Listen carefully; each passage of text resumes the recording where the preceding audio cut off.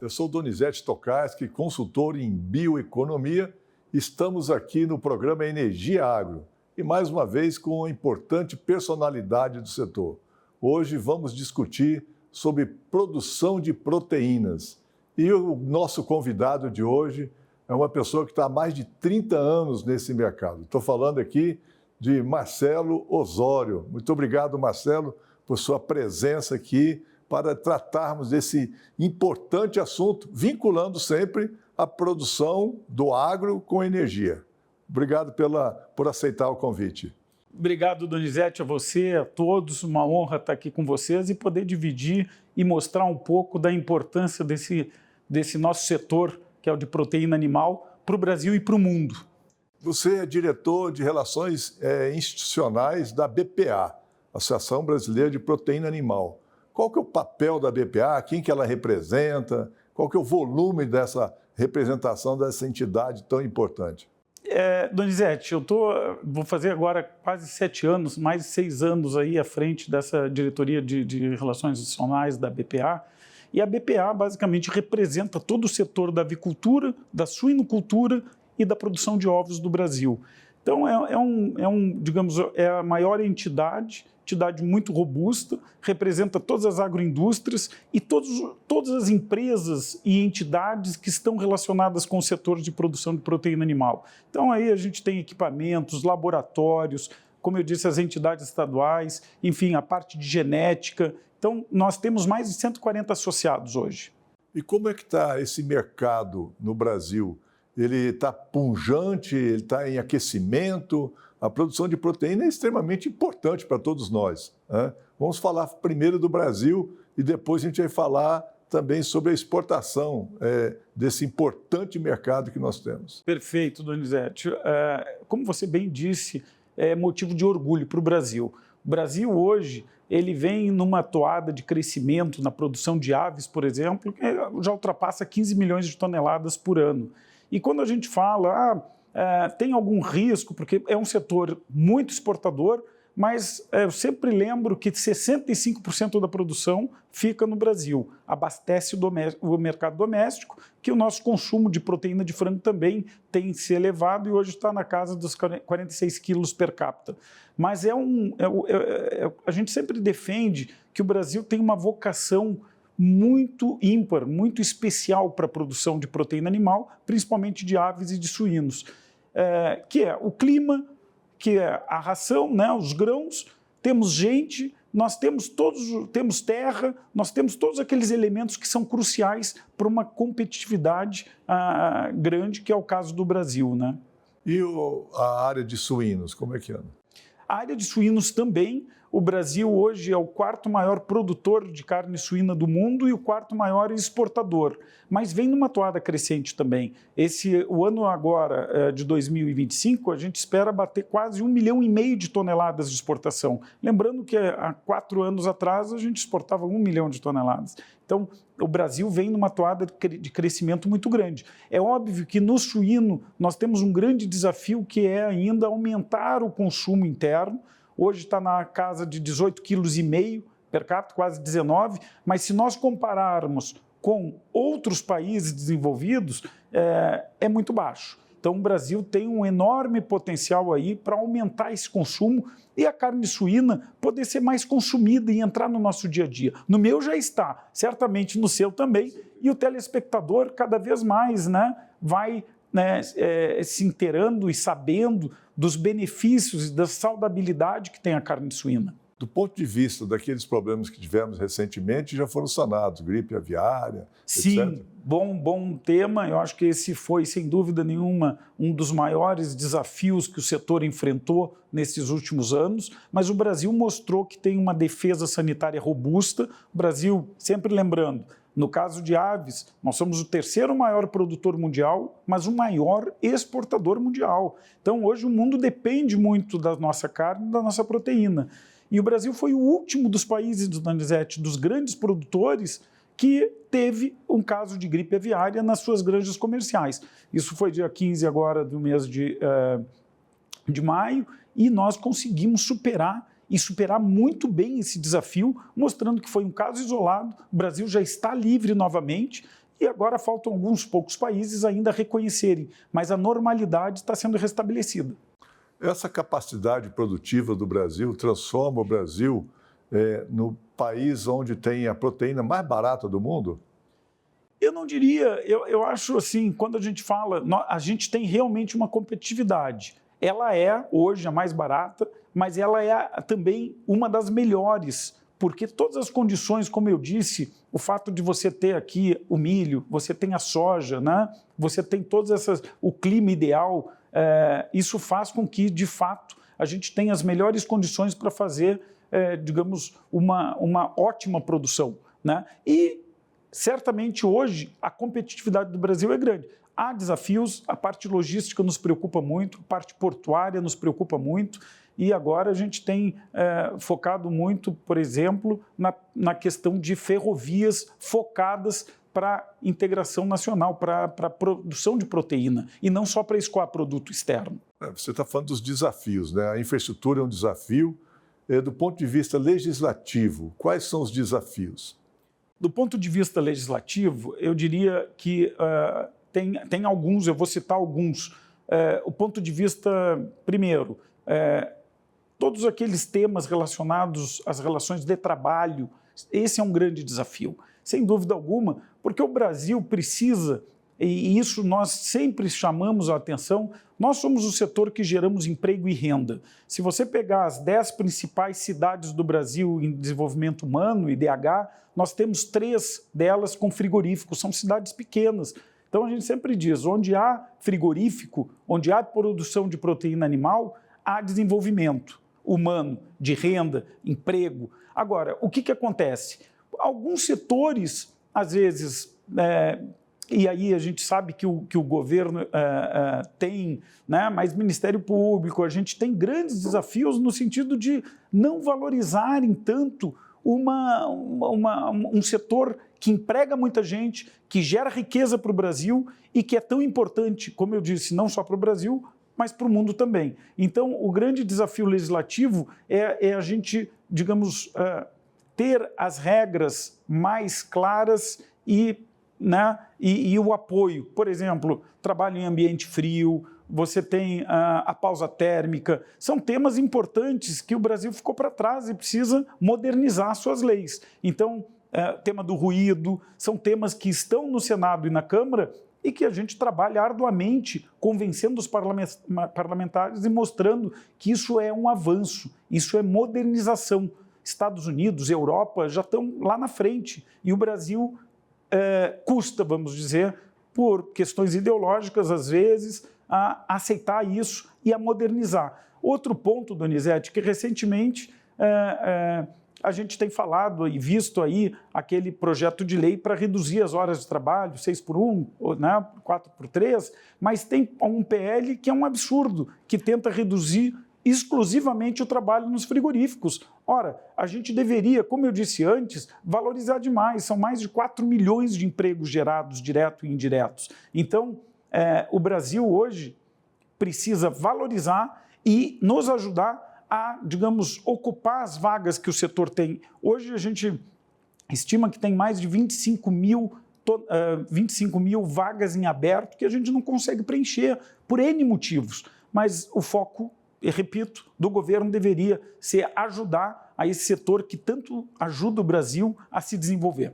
Então, resumindo, seria a questão da segurança jurídica, estabelecer essa segurança jurídica de uma maneira uniforme, sem subjetividade nos processos. Exatamente, modernização da lei trabalhista, se adequando. E como o Brasil tem uma aptidão, uma naturalidade para essa produção de proteína animal, que o governo entenda isso e ajude a modernizar suas leis, adaptando e se adequando ao que o mundo pratica de melhor. E você colocou que tem cerca de 25 mil vagas abertas. Então, você que está procurando aí uma oportunidade de trabalho, se qualifique nesse setor. A gente pode dizer isso para todos? Com toda certeza, Donizete, com toda certeza. Venha, é um setor realmente que acolhe, desenvolve e cresce. Então, é um setor que orgulha o Brasil e orgulha o mundo. Como eu disse anteriormente, a gente se preocupa muito com o abastecimento e com a melhora da qualidade alimentar do Brasil, mas hoje o mundo já depende. Praticamente 38% do frango comercializado no mundo é brasileiro. Isso quer dizer, de cada 10 quilos que se comercializa de frango no mundo, 4 praticamente vêm do Brasil. Isso é realmente muito importante. E um ponto que você colocou sobre a infraestrutura, né, modernização dos portos, os modais de transportes, o Brasil ainda é um país que demanda muito a exportação em situações, vamos dizer, específicas para cada produto, né? Nós já temos assim, essa modernização nos portos para atender isso, ou é necessário um investimento maior? E no que seria necessário, Marcelo? Donizete, nós temos sim alguns portos um pouco mais desenvolvidos, a nossa produção está muito concentrada no sul e no sudeste, né? Mas há, sem dúvida alguma, oportunidades ímpares, né? Hoje, por exemplo, né, são exemplos que afetam a logística. O MAPA fez um trabalho maravilhoso, e aqui eu cito o trabalho sob a liderança do ministro Fávaro, mas implementou o CSN digital. O que quer dizer isso? A certificação sanitária nacional daquelas, né, a carga sai com um certificado que antes era manual, ele já sai, digamos, automático e digital. Isso é muito importante e isso ajuda na logística, porque para fazer um CSI, às vezes o caminhão fica lá esperando, né? Às vezes 4 dias, 6 dias, esperando esse papel físico. Se for talvez digital, acelere muito. O MAPA está trabalhando fortemente para implementar também o CSI digital, né? O Certificado Sanitário Internacional. Mas voltando à tua pergunta, com relação aos nossos produtos, a gente trata de cargas congeladas, basicamente, que são exportadas para o mundo todo. Então, toda essa logística ela precisa ser, digamos, focada neste tipo de container, de caminhão, né, caminhão frigorífico, nos armazéns nos portos, para agilidade de carregar os navios. Então, todo esse processo, quanto mais ágil for, melhor é e mais, digamos, competitivo o nosso produto vai chegar no exterior. Do ponto de vista de licenciamento, como é que você vê, ainda tem muita burocracia para isso? As indústrias, os frigoríficos, etc., já operando isso com mais naturalidade? Não, o nosso caso tem operado muito bem e, como eu disse, é todo um processo que no Ministério da Agricultura se chama de SDA digital. Lembrando aqui aos nossos telespectadores que a SDA é a Secretaria de Defesa Agropecuária, é quem normatiza, quem regulariza todas as normas que regem aí sobre o nosso setor. O que acontece hoje? Hoje, para você já cadastrar um estabelecimento de produto de origem animal, você faz automático. Então, hoje é muito mais fácil, muito menos burocrático. E a tendência, por tudo que o MAPA tem trabalhado, é desenvolver ainda mais os sistemas para que a gente tenha um ambiente muito mais digital e muito menos, digamos, burocrático. Muito bem, estamos conversando aqui com Marcelo Osório, que é um especialista na questão de produção de proteína no Brasil e um profundo conhecedor desse mercado externo. No bloco seguinte, nós vamos falar aqui também sobre a integração de produção de proteínas e biocombustíveis. Como que anda isso? Então fique conosco, até já.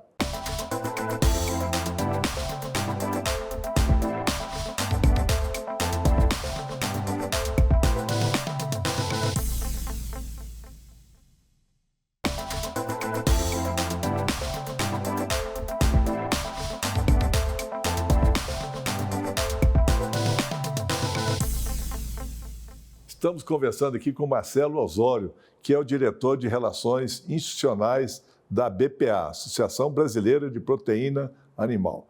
Marcelo, hoje a produção de alimentos concorre com a produção de biocombustíveis, na sua leitura? De maneira alguma. Elas são importantíssimas e são complementares. O que acontece, né? Quando a gente fala, e isso é importante, porque muitas pessoas às vezes acham que, né, aquele processo todo saiu do frigorífico. É uma cadeia, como eu disse, integrada, 100% integrada, de agregação de valor, de muito valor. Então, o que nós enxergamos é que aquela proteína que é vegetal, né, que é basicamente 70% da ração é farelo de soja e milho. E nós transformamos aquela proteína vegetal em proteína animal. Então, esse processo, Donizete, é um processo complementar. É um processo, como eu disse, de melhora na qualidade da alimentação, de agregação de valor. O Brasil é um grande exportador de commodities, mas quando a gente pega as carnes, é muito melhor você colocar aqueles grãos e transformar em proteína animal e exportar esse valor agregado do que mandar o grão e certamente quem está comprando esse grão do Brasil está transformando lá fora. Então, eles são complementares e importantíssimos. Muito bem. Do ponto de vista dessa integração, né, a produção, por exemplo, de etanol de milho, ela dificultou ou facilitou a produção de mais proteína animal no Brasil? Veja, nós nunca fomos, assim, a BPA, há espaço para todos. O Brasil tem um potencial enorme para seguir crescendo a sua produção de milho. É óbvio que nós pedimos isonomia. Se você disser assim, olha, há incentivos fiscais hoje para levar esse milho para uma indústria de etanol, não é justo que não haja o mesmo padrão para levar ele para uma indústria de ração que vai transformar na proteína. Então, havendo a isonomia e havendo, digamos, igualdade nessa competitividade, eu vejo que o Brasil tem condições de atender os dois mercados naturalmente. Então, a BPA sempre defendeu que há espaço para todos. E o Brasil, como eu disse, tem potencial para seguir numa toada de crescimento aí na produção que vai atender não só esses dois setores, como outros que possam vir aí.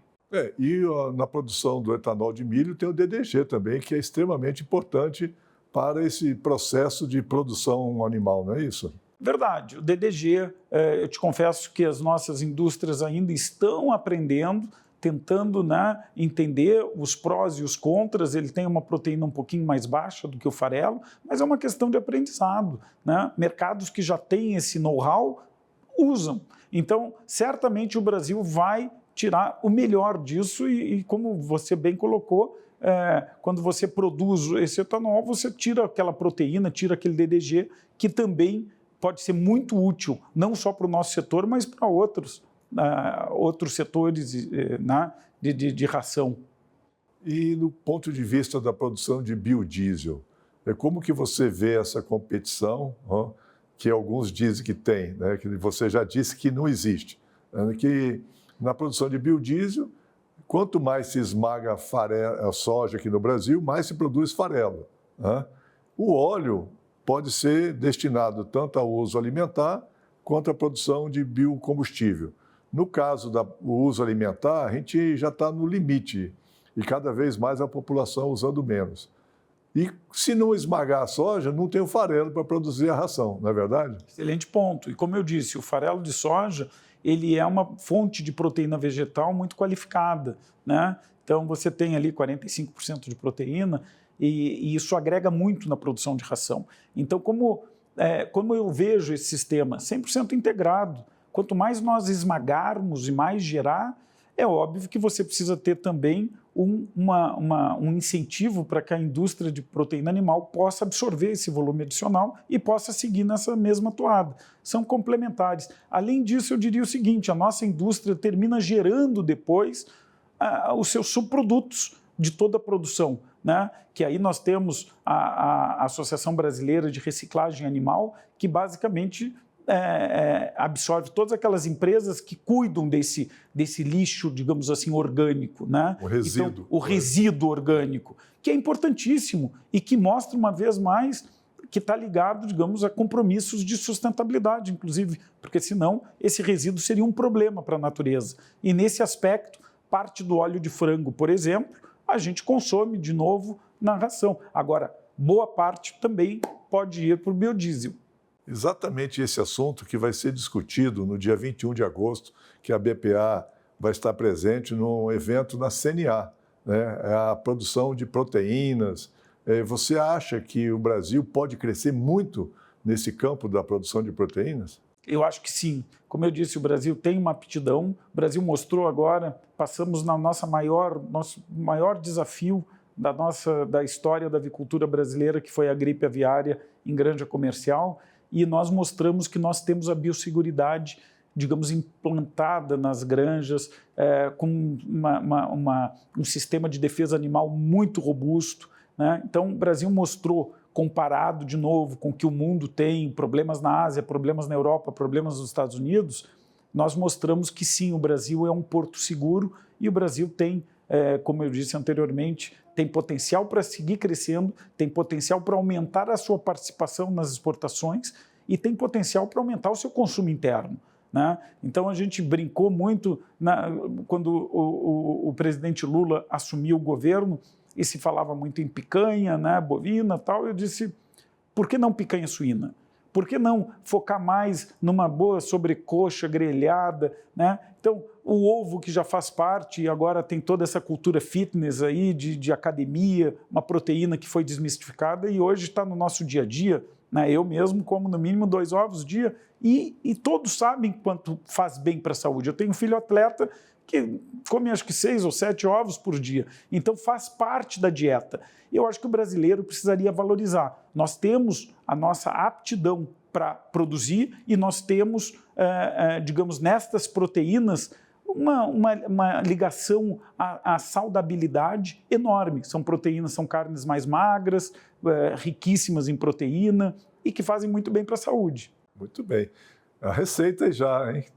A você que é fitness, anota. E você que está querendo ser, anote essa receita do Marcelo. Marcelo, vamos lá. O Brasil praticamente exporta a soja em grãos para um país, né? 80% vai para a China, né? Quando a gente exporta farelo e o óleo, a gente exporta para uma dezena de países, vamos chamar assim. E para quantos países que o Brasil exporta frango, carne suína e, no caso, aí também os ovos? Donizete, no caso dos ovos não são muito, né, países, e nós temos aí, o ovo vem ganhando mercado, mas nós exportamos, hoje as exportações na parte de ovos representam 1% da produção brasileira, portanto é pequena ainda, mas com enorme potencial. No caso de aves e suínos, nós exportamos para mais de 150 mercados. Então, são 150 países hoje que nós temos abertos, né, e que nos consomem, né, alguns mais, outros menos, mas eu quero citar e aqui mostrar para vocês como há um balanço muito equilibrado.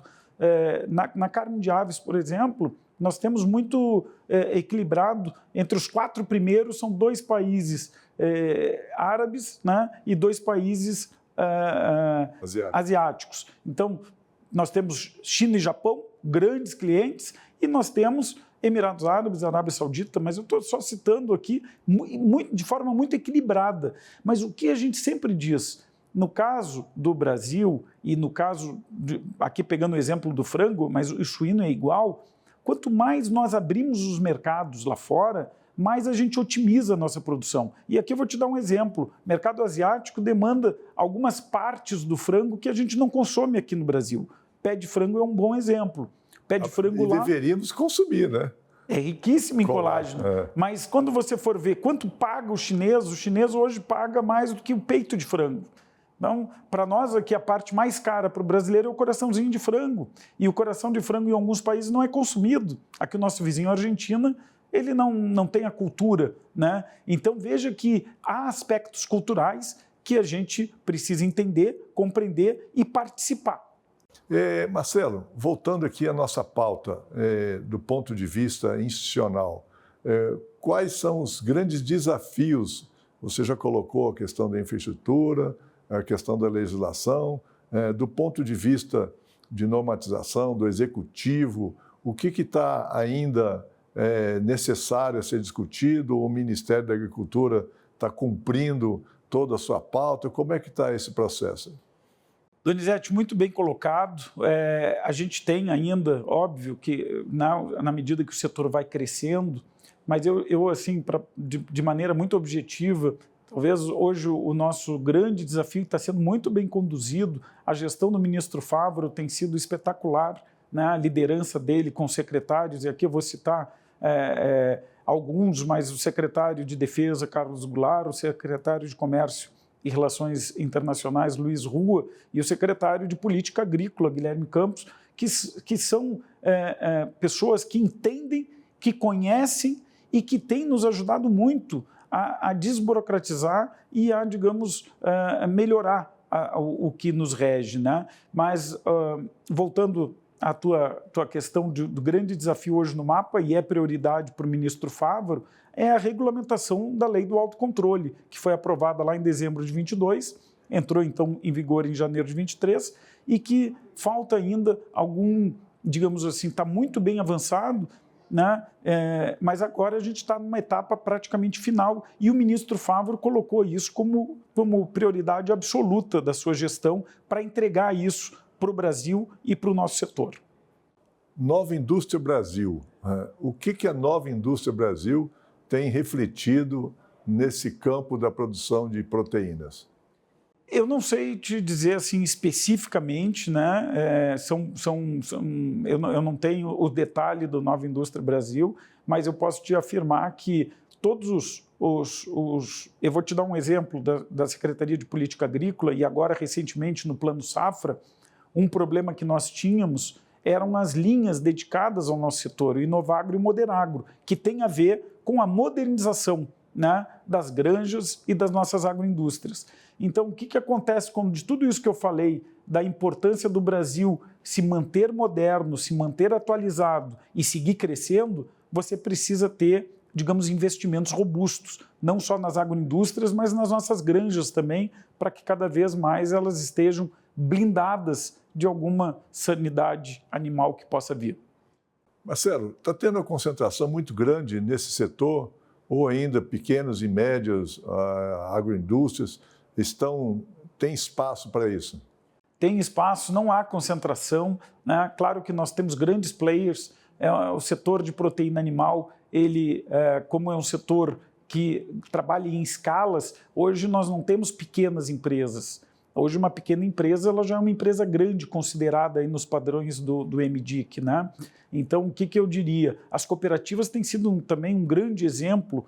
Se você for acompanhar nos últimos 4, 5 anos, as cooperativas vêm crescendo de forma realmente espantosa. E o Estado, aqui é um exemplo, o Estado do Paraná, que é bem pulverizado e que representa mais de 40% da produção brasileira de aves, e praticamente isso também nas exportações, ele tem ali um equilíbrio muito grande entre grandes empresas, entre empresas locais. Agora, recentemente, estive no Paraná, em Maringá, 2 semanas atrás, participando de um evento da Unifrango que representa 19 empresas que se uniram e fizeram aí a Unifrango para ganhar escala e competitividade. Muito bem, muito obrigado, Marcelo. Nós estivemos conversando aqui com o Marcelo Osório, que é o diretor de Relações Institucionais da BPA, e já fica o convite para você que está nos assistindo. Dia 21, o evento na CNA, no auditório da CNA, para discutir a questão de produção de proteínas no Brasil. Este é o programa Energia Agro. Fique conosco. Até a próxima.